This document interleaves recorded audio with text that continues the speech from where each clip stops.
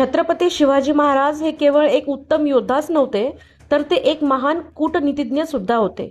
जेव्हा तलवारीने काम होत नसे, तेव्हा महाराजांचे वकील शत्रूच्या गोटात जाऊन स्वराज्याची बाजू मांडायचे.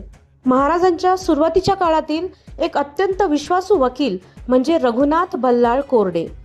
जावळीच्या चंद्रराव मोरेंकडे जेव्हा वकील म्हणून जाण्याचा प्रसंग आला, तेव्हा कोरडे यांनी अत्यंत धोरणीपणाने आपली भूमिका बजावली होती.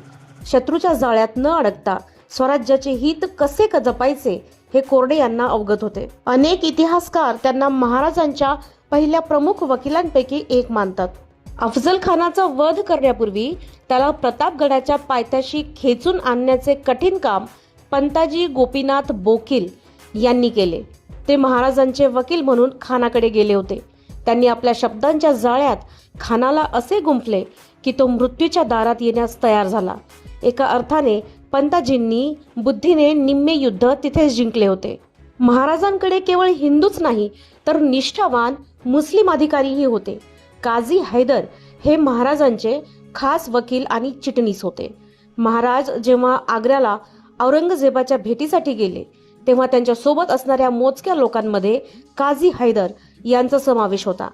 औरंगजेबाशी चर्चा करताना किंवा पत्राद्वारे संपर्क साधताना काझी हैदर आपल्या कौशल्याने स्वराज्याची बाजू सावरत असत.